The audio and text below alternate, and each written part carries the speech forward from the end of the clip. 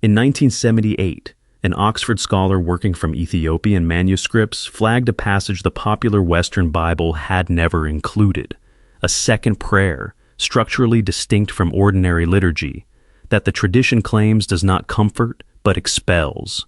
It comes with conditions. Wrong use, the text warns, does not fail quietly, it backfires. For 17 centuries, this prayer sat outside the canon most Christians actually read. Today it is still there, in Ge'ez, behind restricted archives. We are going to name what it is, what it requires, and why it was never meant to reach ordinary hands. The distinction the hook makes is not rhetorical. It is written into the manuscript tradition itself, and it survives in exactly one place. Ethiopian Orthodox liturgical practice preserves a category of prayer that Western Christianity flattened into a single genre centuries ago. The Ge'ez textual tradition, the old liturgical language of the Ethiopian Church, keeps two distinct classes of prayer addressed to hostile presence. One is petitionary. It asks. It is the kind of prayer that made it into every Western missal and every ordinary Sunday liturgy. A request for protection, phrased humbly, directed upward, with no expectation that the speaker holds any authority of their own. The other is not petitionary. The manuscripts treated as a separate structural category entirely, one built on command rather than request. Dr. Getachew Haley, whose decades of cataloging work on Ethiopian manuscripts at Catholic University remains the standard reference for scholars outside Ethiopia, noted repeatedly that Ge'ez liturgical collections preserve ritual material with no equivalent in the Latin or Greek streams that fed the Western canon. This is one of those texts. To understand why it never reached ordinary teaching, you have to understand what happened to the wider body of material it belongs to. Much of the Enochic and parabiblical tradition that survived in Ethiopia was excluded from the canon fixed at the Council of Laodicea in 364 CE, and what didn't survive there largely didn't survive anywhere. The prayer in question is not Enoch itself, but it comes from the same manuscript environment, copied by the same scribal hands, preserved under the same monastic custodianship at Aksum that kept Enoch intact for over 1,000 years after the West let it go. That custodianship matters because it is the reason the prayer exists in only one language, kept in only one place, examined by only a small number of outside scholars.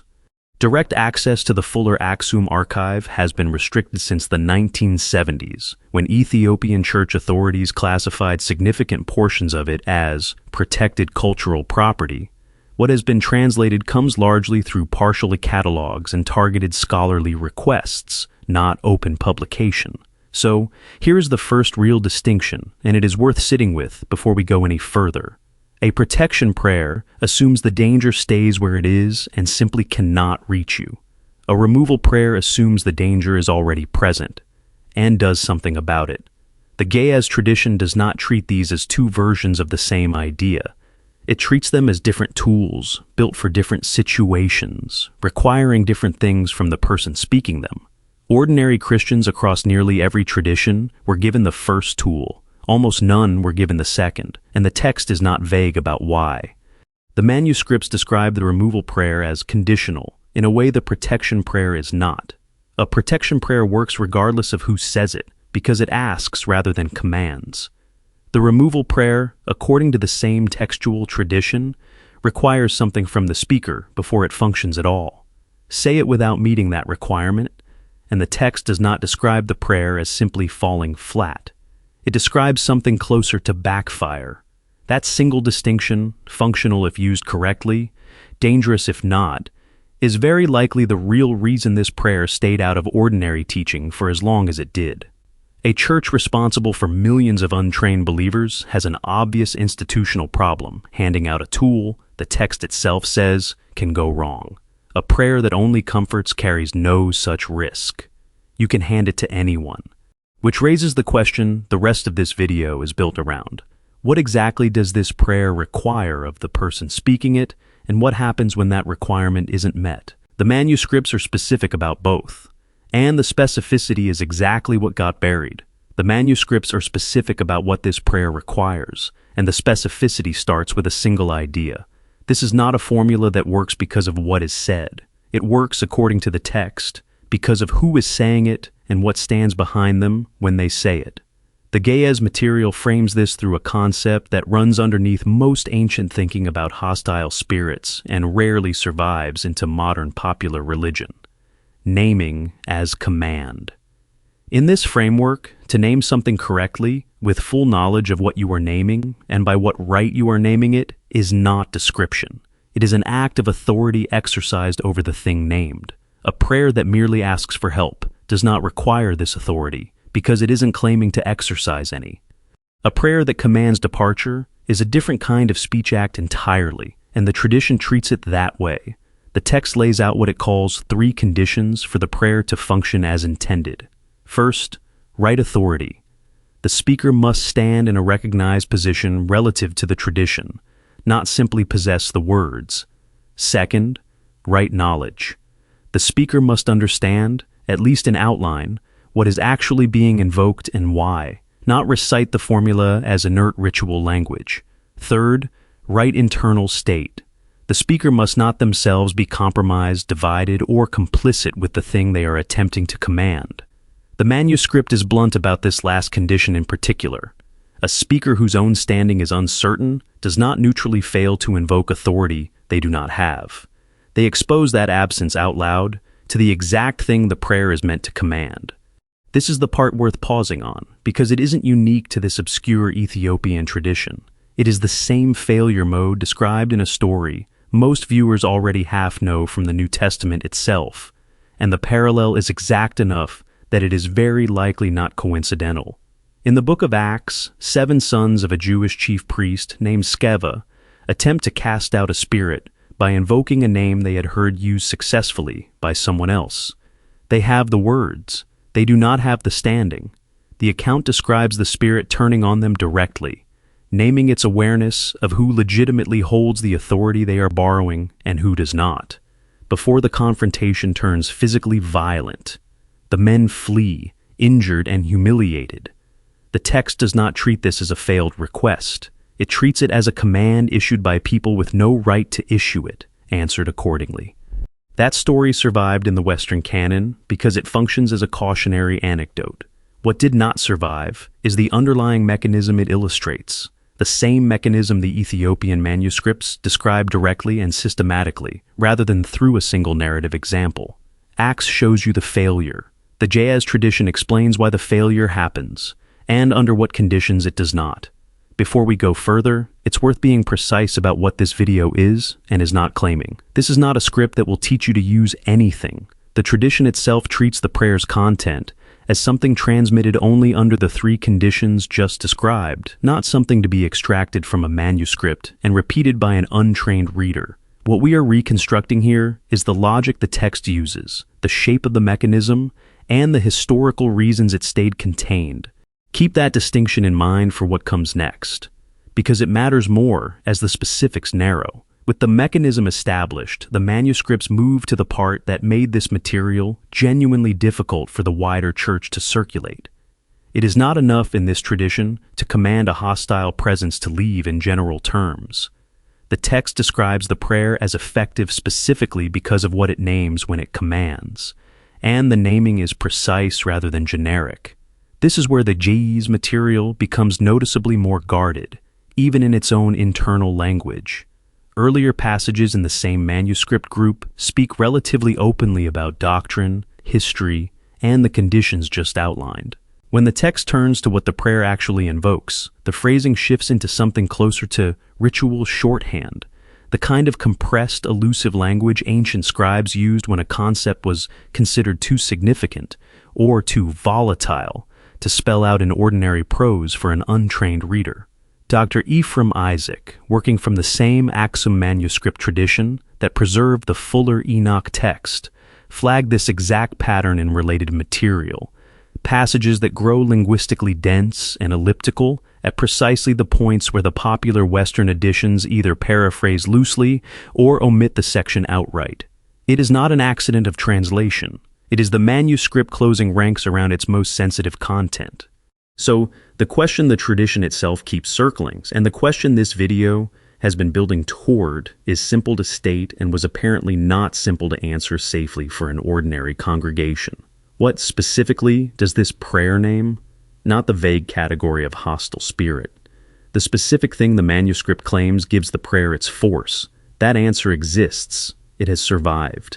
And it is the reason this entire category of prayer stayed behind restricted archives instead of reaching the pulpit. According to the Ge'ez material, what the prayer names is not the hostile spirit itself. That is the detail that reframes everything before it. The tradition does not claim power, comes from correctly identifying and confronting the intruding presence by its own name, the way later folk traditions of exorcism often assume.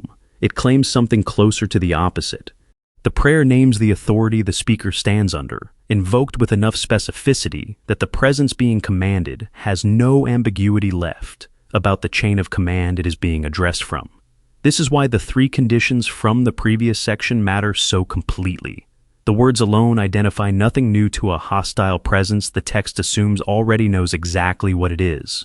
What the words do, according to the manuscript's own logic, is force a declaration, out loud, of exactly who the speaker claims to be standing behind. Get that declaration right, backed by the authority, knowledge, and internal alignment the text requires, and the presence is compelled to recognize a chain of command it cannot override. Get it wrong, and the declaration is simply false, spoken into the open, in front of the one thing positioned to notice. That is the mechanism the tradition is protecting. Not a secret word, a claim of standing that only functions if the claim is true. If this shape sounds familiar, it should, because it is not confined to one Ethiopian manuscript tradition. It shows up, independently, in the two ritual cultures that most directly shaped and bordered the ancient Near East. Start with Egypt. Egyptian magical and funerary texts operate on a principle scholars call the efficacy of the true name, most extensively documented in the coffin texts and later Book of the Dead material. To speak a being's true name, with correct knowledge and correct ritual standing, was understood as a direct exercise of command over it, not a request. Egyptologist Rittner's foundational work on Egyptian ritual practice describes execration and protective formulas built entirely on this logic. The name itself functioned as a lever, and using that lever without the corresponding ritual authority was considered not merely ineffective, but actively hazardous to the practitioner. The parallel to the Ge'ez conditions is exact. Words without standing were not neutral in either tradition. They were a liability. Now Mesopotamia, where the architecture tightens even further. Babylonian and Assyrian incantation literature, particularly the Utuku Lemnutu series devoted to hostile spirits, consistently structures its exorcistic formulas around invoking a chain of divine authority above the practitioner, not merely naming the hostile entity being addressed. The exorcist speaks as an agent of a higher power, explicitly by name, before any command is issued to the offending spirit. Assyriologist Jacobson's analysis of this literature describes the invoked hierarchy as doing the actual work. The practitioner's own words carry no independent force. Different language, different pantheon, same underlying claim. Command without a named, legitimate authority behind it does not function, and attempting it anyway carries its own danger. Different vocabulary, same shape, three traditions, Ethiopian Ge'ez liturgical material, Egyptian ritual magic, and Mesopotamian exorcistic incantation arrived independently at a structurally identical claim. That commanding a hostile presence requires invoking legitimate authority by name, that the invocation must be truthful to function, and that a false or unauthorized invocation is not simply powerless but exposes the speaker directly. None of these traditions had documented access to the other's ritual corpora at the point these practices were codified. The convergence is either coincidence across three independent civilizations or evidence of something closer to a shared, very old piece of ritual logic that each culture encoded separately in its own theological language.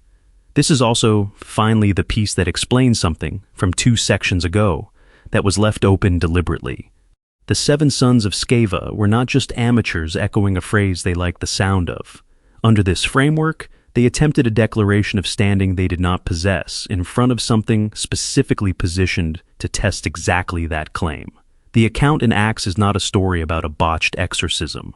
Read against the Ge'ez material, it is a demonstration of the same mechanism failing in real time, preserved by accident inside the one canon that otherwise excluded the fuller explanation of why it failed. So, why did a prayer built on this logic stay behind restricted archives for 17 centuries instead of reaching an ordinary congregation? Not because the institution disbelieved it.